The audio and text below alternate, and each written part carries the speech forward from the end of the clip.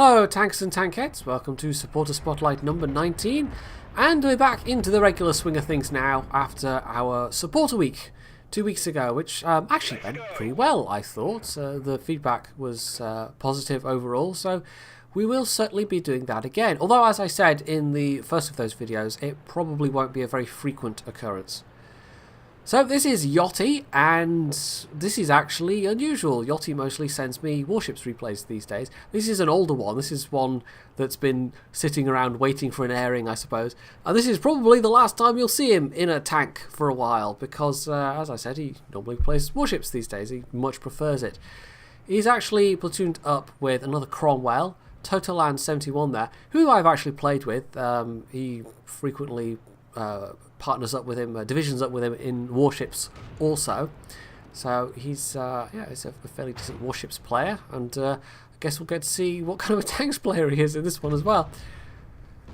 So very good matchmaking, as you can see. It's not well, it's an okay map for a medium tank. This actually, it's not like the best map ever, but there are a couple of places where you can potentially get round in a medium. Now, if there's no one in the square, you can sometimes get through that way, but as you can see, there are enemies down there. However, where Yachty and Total Land are up in this northwest corner, it's actually, that's the other really good spot.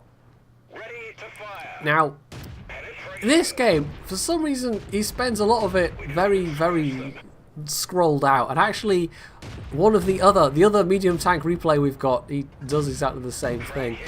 And yeah, he did manage to accidentally shoot Total Land there. Also had a very lucky bounce, although it was from a cheeky, so probably not that lucky. It is only a tier 3 tank after all, or is it tier 4?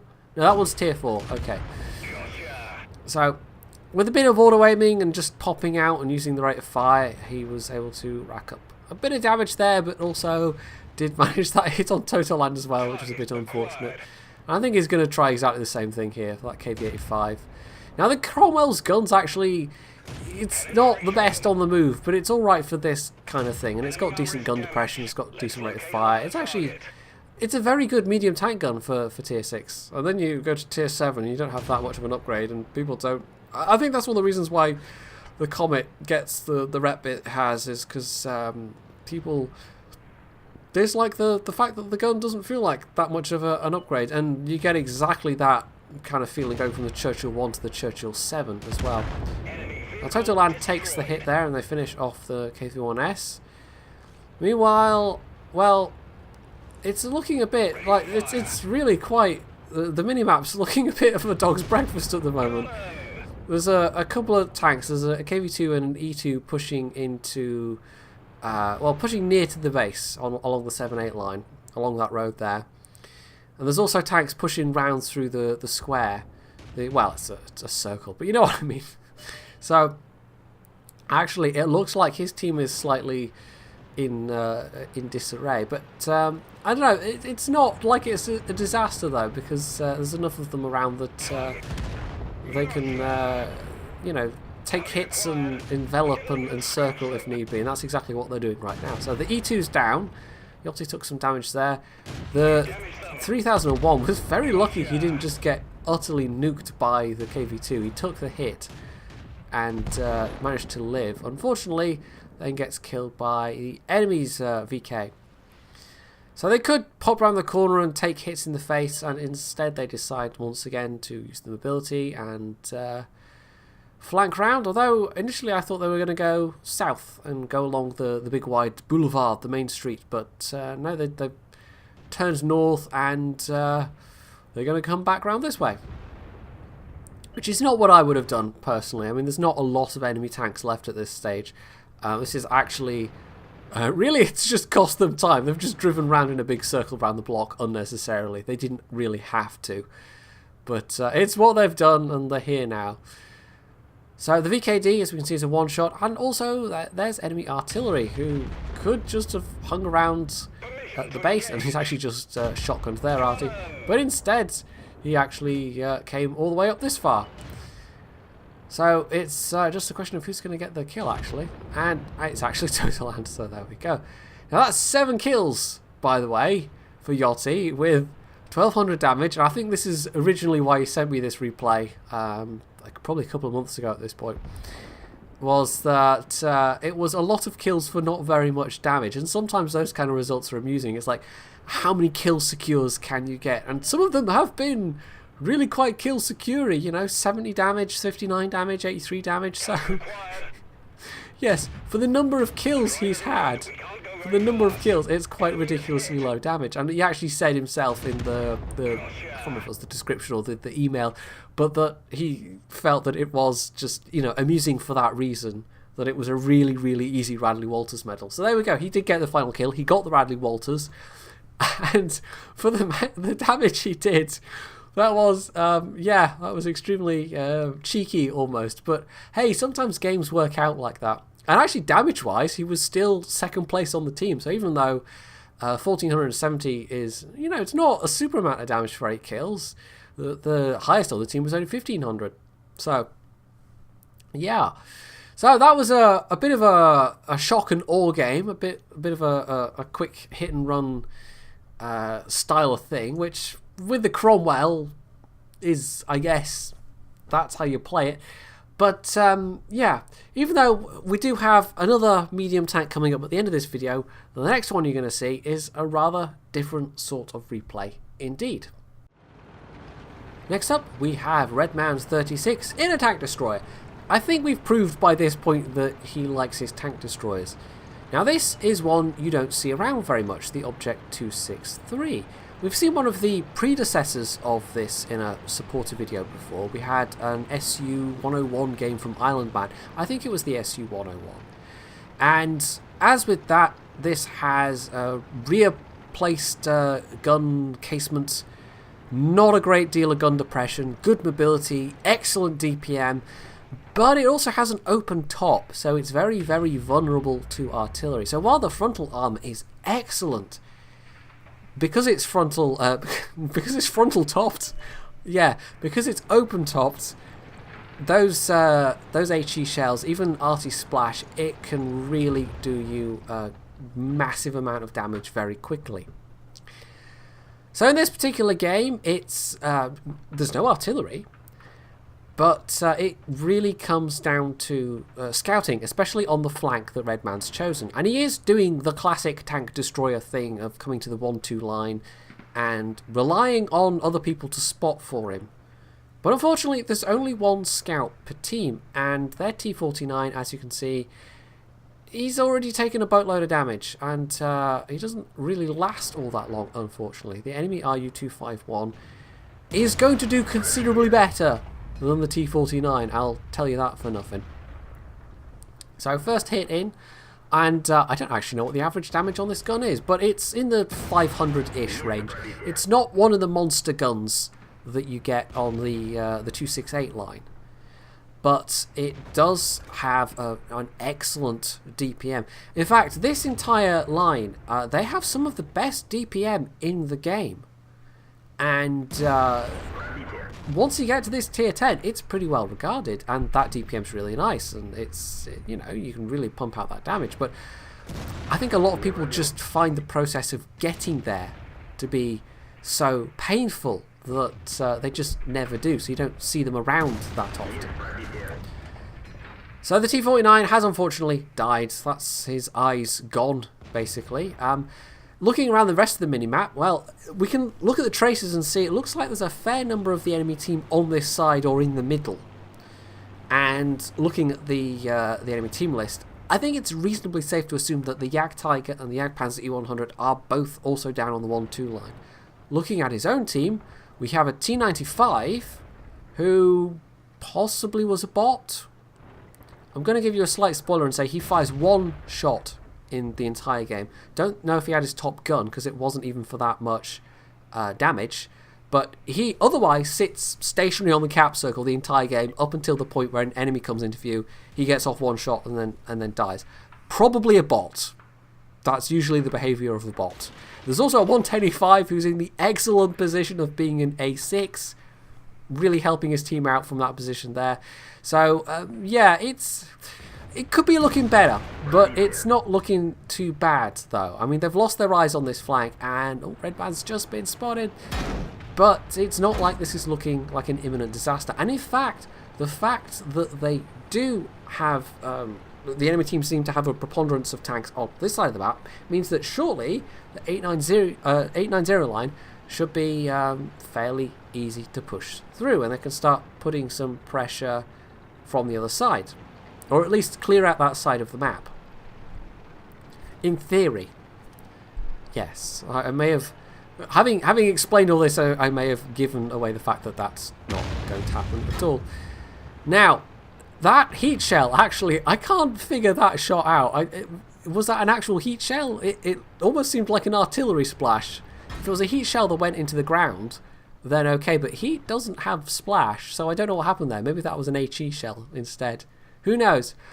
We can see from the traces by this point, by the way, I think it's the Centurion that's spotting here, because it won't be the M46 Ripper pattern that's with him, or the Super Pershing that's spotting any of these things.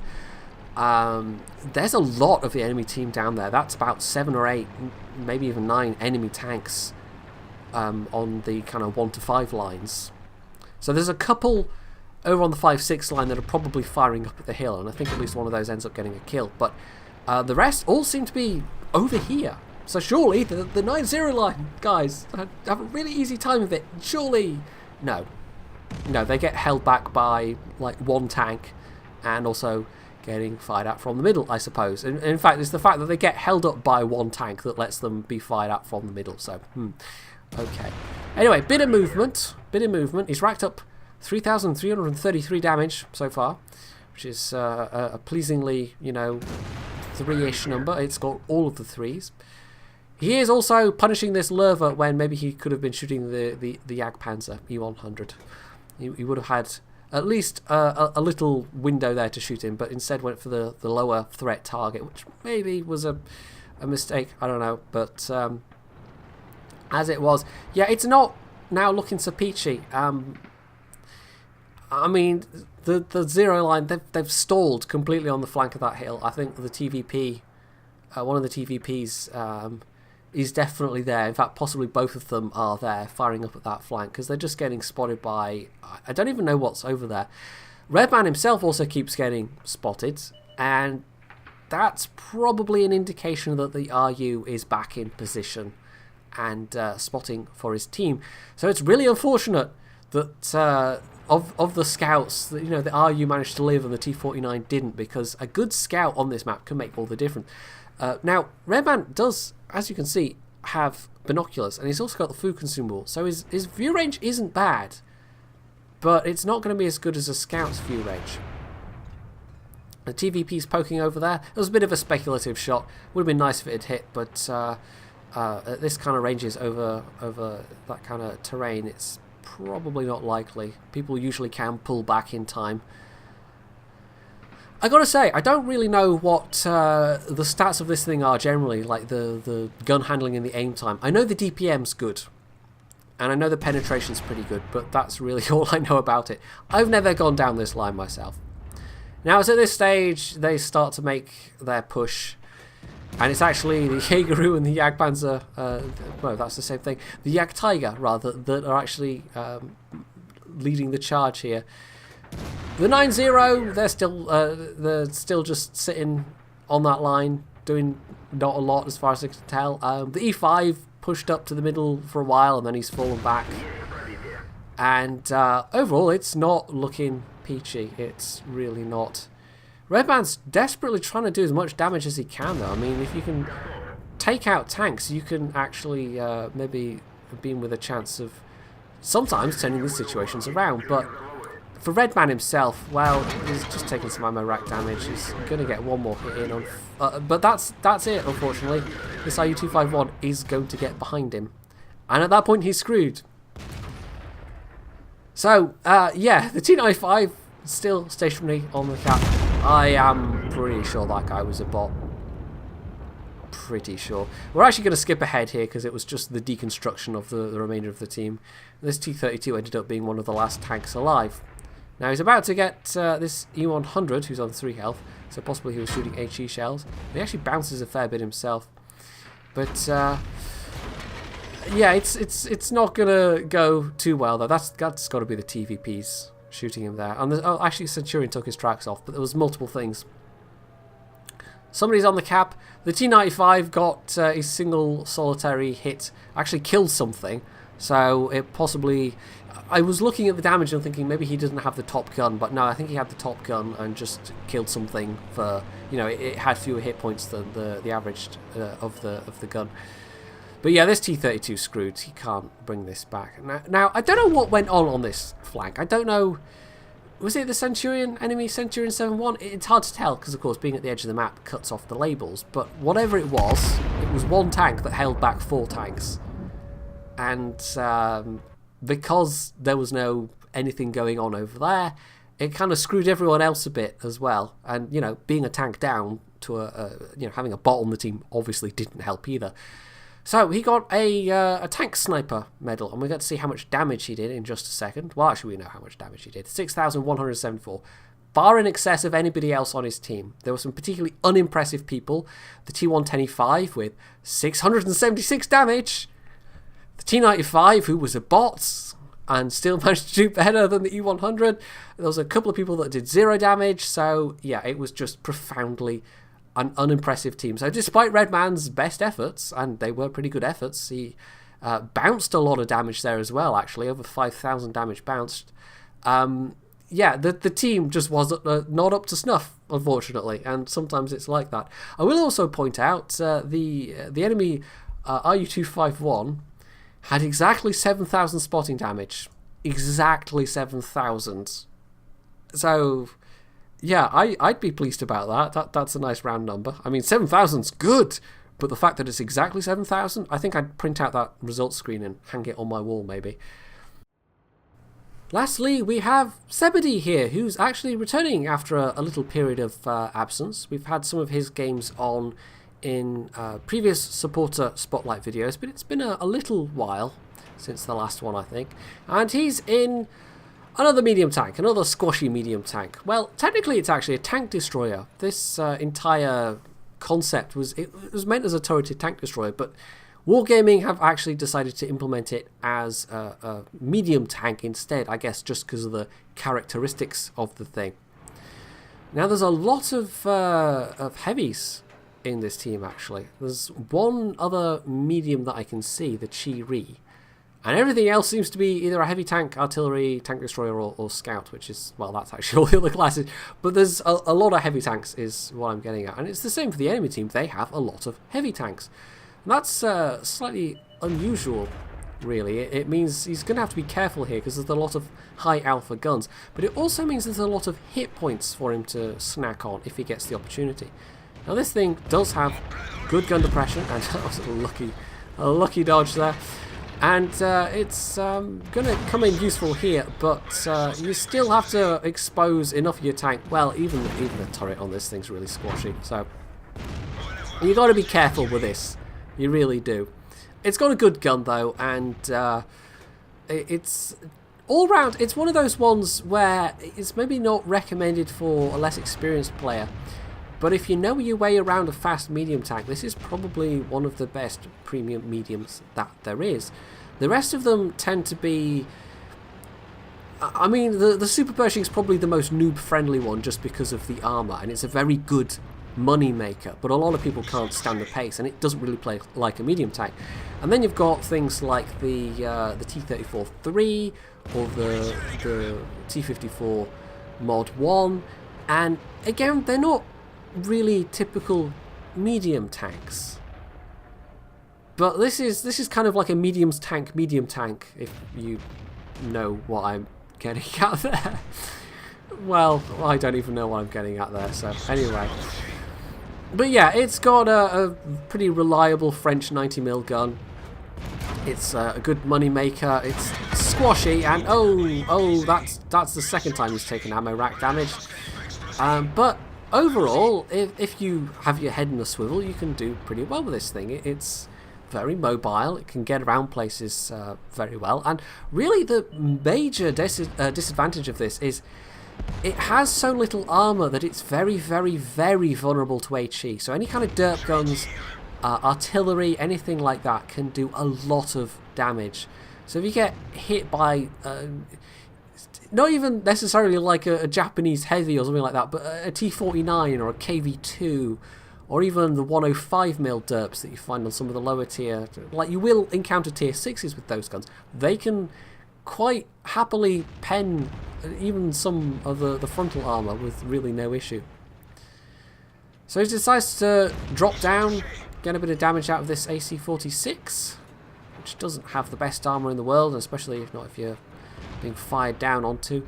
The reload is a bit awkward now. This has got to be well north of 10 seconds. This has got to be a 13, 14 second reload, something like that. I can't remember offhand what the actual reload is, and of course Jimbo's doesn't display it correctly for replays. It did for a period, and now it doesn't anymore. So it's awkward, but he's still managing to get a decent amount of damage done. Now hopefully the Tiger won't shoot him again. And okay, it's looking his way, but the Chiri's going in. And you know, well, the Chiri, it's got all that armor, so yeah. So they've actually very neatly managed to entrap the team on this corner, and there's not a lot of them left at this point. This was, I mean, we had a smash and grab game at the start with the Cromwells, and then that rather unfortunate defeat for Redman. And actually, the reason why I picked out that 263 game, I had a line and I forgot to say it, but yeah, we have two medium tanks, and then we have that tank destroyer, and that whole line of tank destroyers is, you know, when a tank destroyer and a medium tank love each other very much.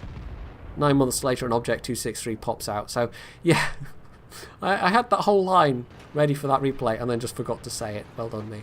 So yeah, there was sort of a connection, but it's a bit of a tenuous one at best. So the smash and grab has happened at that corner.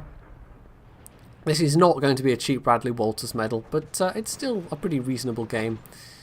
And there's just a last couple of enemy tanks left at this point, a couple of very unfortunate tier 6s, and the artillery. And hopefully he doesn't get blatted by the artillery, which could very easily kill him at this stage. Now fortunately he's in a position where he can just pull back to safely reload. Just pop out and take that Firefly kill. There we go, very nice. And that just leaves an SU-100 who's not been spotted, and the S-51 who is, well, I think he was probably more content to let somebody else take the S-51, because you don't want to risk driving in front of that gun with this machine. You just don't. You just don't. Although actually, oh, there we go, he gets the kill after all. The SU-100, as it turns out, by the way, also AFK, so we do have another connection with the previous replay, AFK tank destroyers. Although, whether this guy was... well, the T-95 was clearly a bot. The fact that it turned around and shot somebody at the very end meant it was a bot. This is just somebody that's gone AFK, and you can never quite tell if it's just they're frustrated with the matchmaking or they've been called away from their computer. You know, these things can happen, and only Wargaming can truly judge like a pattern of somebody going AFK like that. Because one battle... it could be anything, but if it's like 50 battles in a row, then yeah, it's somebody doing it on purpose. So, for his efforts, over 3,000 damage done, nearly 1,400 base XP, which is pretty damn respectable. And of course, this being a premium tank, he will have made some fairly nice credits out of it as well. And the enemy team really didn't pose that much of a challenge. There we go, a cool 112,000 credits profit. Not bad for less than 7 minutes work. So yeah, the CDC, I kind of like it. The disadvantages of it are sometimes serious disadvantages, but on the whole, when it works beautifully well. But as I said, it's not really you wouldn't point to this as a tank a newcomer to the game should go for. Not that I ever point to a tier 8 tank for a newcomer full stop, but this one in particular... you have to have some understanding of how to play a fragile medium tank to get the most out of it. So hopefully you've enjoyed this brace of replays, and if you have, you can hit the like button, you can leave any comments below, you can sub to my channel, and as always, stay tuned for more.